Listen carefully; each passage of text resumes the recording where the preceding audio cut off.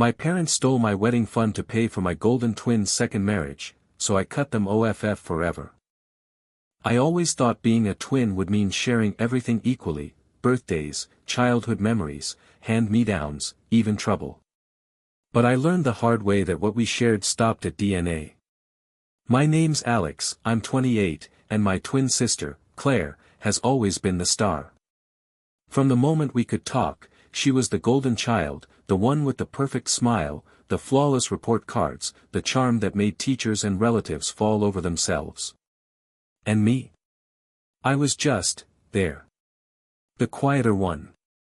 The shadow. Growing up, I swallowed it. The extra gifts on her birthday, by mistake, the praise at every school event while I stood silently holding my participation ribbons, the way Mom's eyes lit up when Claire walked into a room, like I didn't even exist. I kept telling myself it didn't matter, that I'd find my own light eventually. But the day my parents told me they'd used my wedding fund, money they'd promised me since I was 16, to cover Claire's second wedding, something inside me snapped. Claire had already had her fairy tale wedding once, a ridiculous, glitter-infested extravaganza that tanked within a year.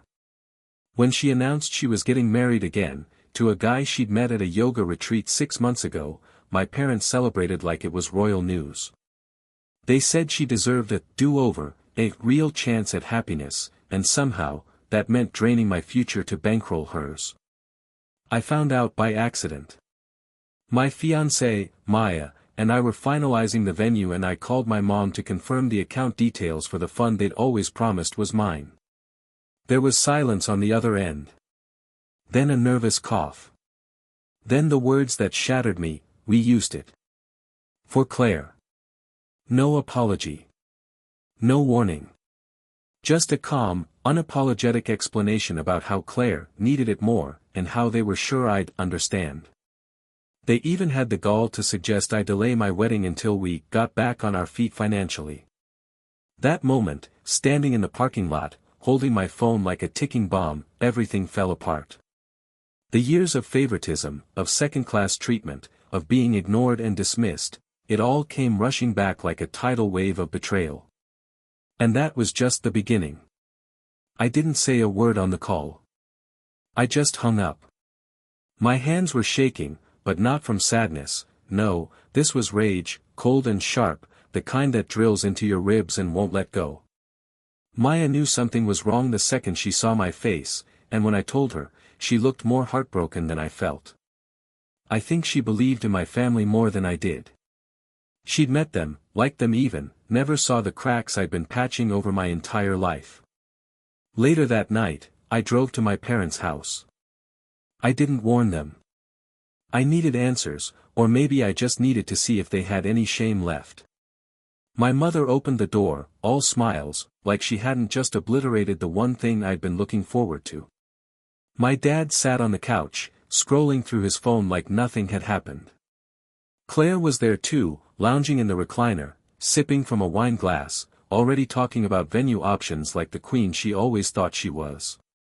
When I asked them how they could do this to me, my mother had the nerve to say, "Claire's been through so much. This is her second chance." I told her this was supposed to be my first. Her reply: "Well, you've always been the responsible one. You'll figure it out." That's when I realized, they didn't just favor Claire. They expected me to suffer for her. To give, to sacrifice, to silently carry the weight so she could float above the mess. My wedding fund was never mine. It was a reserve for whenever Claire needed saving. I didn't yell. I didn't beg. I just turned around and walked out. But not before Claire smirked and said, "Try not to be dramatic, Alex.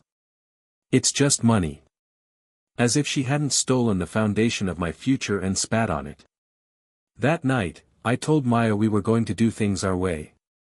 No help. No strings. I called my parents and told them not to come to the wedding. That was the first line I ever drew, and I didn't plan on stepping back from it. Cutting them off wasn't easy. I thought I'd feel liberated, vindicated even, but instead, it felt like tearing off a limb that never worked right but still hurt when it was gone. My phone didn't stop buzzing for days. First, my mom with her guilt-laced texts, telling me I was overreacting. Then Claire chiming in with her usual arrogance, acting like this was some petty sibling rivalry. Finally, my dad sent a message, just one: family sticks together. Don't do this. As if loyalty was a one-way street I'd been walking alone my entire life. I didn't reply to any of them. Maya and I started scraping together a new plan. We cut down the guest list, dropped the extravagant venue, and found a cozy spot on the edge of town that felt more like us anyway. Friends offered to help, some even offered to chip in, but I couldn't let them. This was supposed to be ours. Built by us. For us. Every invitation we sent was a silent rebellion, every RSVP a brick in the wall I was building between myself and the people who raised me but never really saw me. A month before the wedding, my mom showed up at my apartment. She looked smaller than I remembered, like disappointment had finally started to weigh her down. She didn't even knock, just stood there with a Tupperware full of my favorite casserole, like we were stuck in some twisted sitcom. I didn't invite her in. I didn't take the food. I stood in the doorway while she pleaded, tears she probably rehearsed glistening on her cheeks. "We never meant to hurt you," she said. "We thought you'd understand. You thought I'd roll over, like always," I told her. "But I'm done playing support act in Claire's drama." She flinched like I'd slapped her, then dropped the casserole on my doormat and walked away. No apology. No ownership. Just retreat, as usual, once she realized guilt wouldn't work. I watched her go, then kicked the dish aside. It shattered. Fitting. Maya found me sweeping up the broken glass 10 minutes later. I didn't say anything, just kept brushing the pieces into the dustpan like it could somehow fix the splinters in my chest. She didn't ask questions. She just wrapped her arms around me from behind and whispered, "You don't owe them anything." I wanted to believe her, but some part of me still clung to the idea that maybe, just maybe, they'd come to their senses. That maybe I'd get an apology, a shred of remorse. But deep down, I knew better. My family didn't do remorse. They did rationalizations and guilt trips. The wedding plans moved forward. Slowly, but surely. Every call with vendors was a reminder of what we'd lost, and what we were building in spite of it. Every budget spreadsheet felt like stitching up a wound. But Maya was with me through it all, never once asking if I wanted to let them back in. She understood that I wasn't mourning just the money, I was mourning the illusion of parents who cared about me as much as they claimed to. A week before the wedding, Claire messaged me. I should have blocked her, but curiosity won. The message was short, sweet, and absolutely venomous. "You're embarrassing yourself. Mom's been a wreck, and Dad's furious. If you had any decency, you'd suck it up and be there for your family. Or are you really going to let your bride marry into this mess?" I stared at that message for a long time. Not because it hurt, no, not anymore, but because of how perfectly it summed up everything I'd ever been to them. A tool. A fallback. A disposable sibling meant to absorb the damage so the golden one could shine. I didn't reply. I blocked her, finally. The night before the wedding, Maya and I sat on the balcony of our apartment, drinking cheap champagne and eating takeout because we were too exhausted to cook. She looked at me, eyes soft, and asked, "Are you okay with them not being there?" And for the first time in my life, I answered without hesitation. Yes. The morning of the wedding felt surreal. Not in the way I'd imagined when I was a kid, not with the smell of expensive cologne in a hotel suite or my mom fussing over my tie. It was quiet, grounded.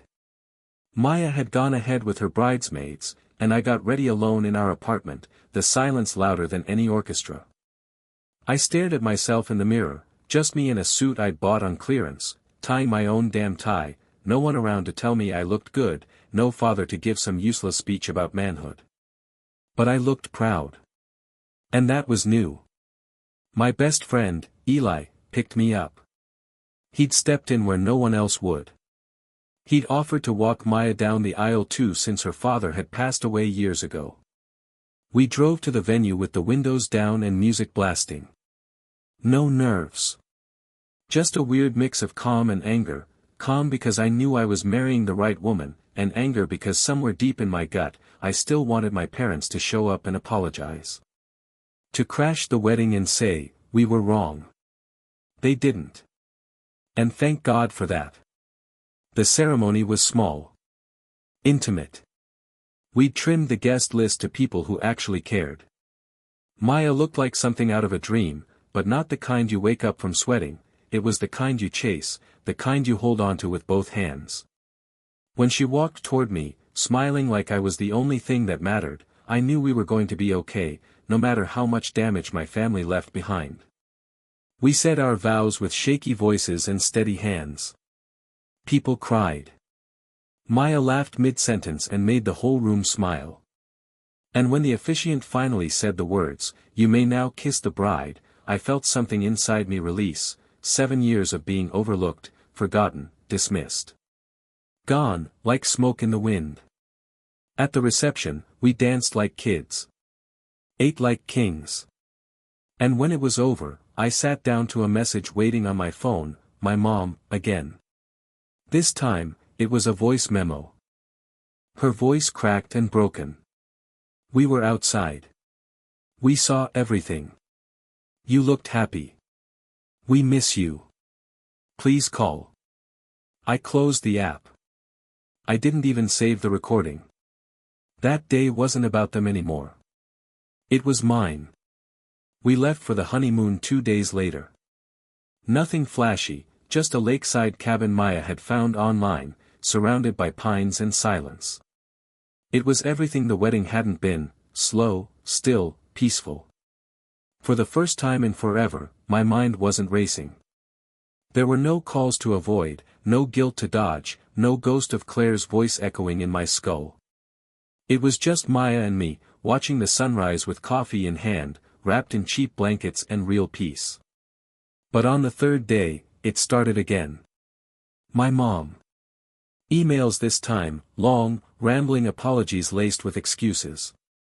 We thought we were doing what's best. Claire needed us. You've always been stronger. It was the same old script, just dressed in softer words. Then the kicker: please come for dinner. Let's fix this. Bring Maya. And just like that, the piece cracked.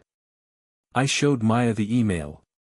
She read it quietly, then asked, "Do you want to go?" I didn't answer right away. Part of me still craved something from them, closure, maybe, or proof that I hadn't been insane all these years. I thought of Claire's smug texts, my dad's silence, the moment I found out my wedding fund was gone like it never mattered. I thought of the way they never fought for me, only expected me to fold. And then I thought of Maya, standing by me when it all fell apart, dancing with me under string lights, starting a life with me from the ashes they left behind. I want to move on, I said. But not backward. I deleted the email.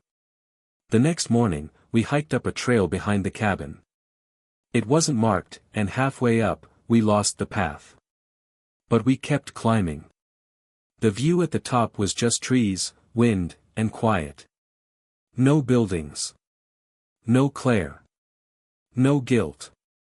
I think this is it, I said, staring out over the horizon. What? Maya asked. My life. Our life. It starts here. She squeezed my hand. And I finally understood, family isn't who you're born to. It's who you build with. Returning home after the honeymoon felt like stepping into a different universe. Same apartment, same job, same streets, but everything had shifted. I was no longer the forgotten son, the scapegoat, the quiet twin in the background. I was someone who had drawn a line and finally meant it. But the world didn't care about personal revolutions. The day after we landed, I had 3 voicemails from my dad. The first was stiff, measured, a failed attempt at civility. The second was colder, accusing me of tearing the family apart. The third, he didn't even try to hide it. He called me ungrateful, cruel, said I had no right to exclude them, no right to shame them like that. As if I was the one who had rewritten the past, not them. Maya listened with me, holding my hand but saying nothing. She didn't need to. I could feel her anger bubbling just beneath the surface. Then, the unexpected. Claire posted on social media. A photo of her crying on the couch, captioned, "When your twin betrays your family on the biggest day of his life. Blood isn't always thicker than water." And like clockwork, the comments poured in. Sympathizers. Strangers. People I didn't even remember from high school chiming in with, "That's so sad, Claire," and "He's always been distant, huh?" She'd twisted the story, flipped the script, painted herself as the victim once again, and me, the villain. I didn't reply. I didn't comment. But Maya did. She typed out a blistering, razor-sharp comment laying out the truth, how Claire's wedding was paid with money stolen from mine, how my parents chose her happiness over my future, how they sat outside our venue like ghosts watching a life they chose not to support. Then she posted a photo of us, arms wrapped around each other at sunset, smiling like survivors. Captioned simply, "We're doing just fine without liars." It went viral in our little circle. And the silence from my family afterward was louder than any apology they could have given. The silence didn't last. 3 days later, Claire showed up at my office. I was in a meeting when the receptionist buzzed me, sounding confused and nervous. Alex, there's a woman here. Says she's your sister. She won't leave." Every muscle in my body tightened. I hadn't seen her in person since before the wedding. And I didn't want to now. But part of me, the old part still conditioned to appease, told me to go out and face her. She looked exactly the same, hair perfect, makeup flawless, that practiced pout like she was always one breath away from tears. She opened with, "You didn't have to make it public. No hello. No apology. Just accusation." I asked her to leave. She stepped closer. "You made Mom cry for days. Dad's been furious. You ruined everything for a stupid grudge." I laughed. I actually laughed. It just came out. A grudge? "Claire, you stole my future and called it a favor." She rolled her eyes. "It was just money. You're doing fine now, aren't you?" There it was again. That same line. Just money. As if it hadn't symbolized a lifetime of being second best. As if it didn't represent everything they took from me, my independence, my moment, my peace. I told her to leave again. She crossed her arms and whispered, "You've changed." And I finally said it out loud. "No. I just stopped pretending you didn't." Security escorted her out. She didn't resist. Just threw me one last look, half anger, half disbelief. Like she truly couldn't grasp how I'd finally stopped orbiting her son. That night, Maya and I talked about moving. A fresh start. New city. New state. Maybe even a new name if we felt bold enough. Because that's the thing about building your own family, you get to decide where the story goes. And we were done living in someone else's. We moved. Packed up our lives in cardboard boxes and rented a house 2 states over. Maya found a job at a private clinic, and I landed a position at a startup that actually appreciated me. It wasn't glamorous, but it was ours. No lingering shadows, no uninvited visits, no more messages from people who only remembered I existed when they needed someone to blame. The day we left, I didn't tell anyone. No farewell texts. No passive-aggressive posts. We just disappeared. Like ghosts shedding the weight of unfinished business. And it felt good. Lighter. Cleaner. Like walking out of a burning building and not looking back. But even with the distance, they found ways to reach me. My mom emailed again a month later. She'd heard from someone, probably one of Claire's spies, that we'd moved. She wrote about how much she missed me, how it's time to let go of the past, and how family doesn't abandon each other, not really. She didn't mention the money. Or Claire. Or the wedding. Just vague platitudes designed to make me doubt myself. I didn't reply. But I did read every word. Not because I cared, no, not anymore, but because I needed the reminder. A record of who they were, of what they had done, of how they tried to rewrite the truth and got angry when I refused to play along. Sometimes I'd catch Maya watching me while I read those messages, her eyes filled with something between concern and pride. She knew I wasn't angry anymore. I was simply done. One night, I printed the emails. Tore them up.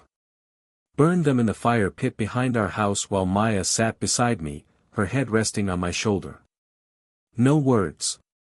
Just the crackle of flame eating the last remnants of their guilt. And when the ashes settled, so did I. The past doesn't vanish, not really. It lingers in the quiet moments, in the smell of my mom's casserole when someone reheats something similar at work, in the sight of twins passing by on the street, laughing, like they share something unbreakable. But it doesn't haunt me anymore. It doesn't own me. Claire hasn't reached out again. Maybe she finally realized I'm not a backup plan. Maybe she's too busy curating her image, spinning new stories, moving on to the next grand disaster. I don't know. I don't care. My dad sent one last letter. Handwritten, which almost made it feel sincere, until I read it. Another apology wrapped in conditions, another offer to make things right if I'd just come home. As if the damage could be reversed with a dinner and a speech. I threw it away without finishing. Because here's the truth, they didn't want to fix anything. They wanted control back. They wanted the version of me who kept the peace, took the blame, stayed quiet. But that version died the day they chose Claire's second wedding over my first. Our home now is small but warm. We've started talking about kids.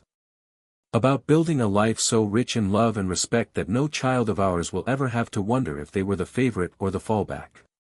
Maya's smile still stops me cold. Every time she laughs, it sounds like a door opening. And I walk through, again and again. I don't hate my family. But I don't need them anymore. If you're still hanging on to people who only see your worth when it benefits them, let go. Blood is not a debt. It's not an excuse. It's not a leash. And if you ever have to choose between peace and tradition, pick peace. You'll never regret it. Thanks for sticking with me. If you felt this, if you've ever stood in my shoes, drop a comment, hit like, and subscribe for more stories that dig deep into the scars we don't talk about. Because here, we talk about them all.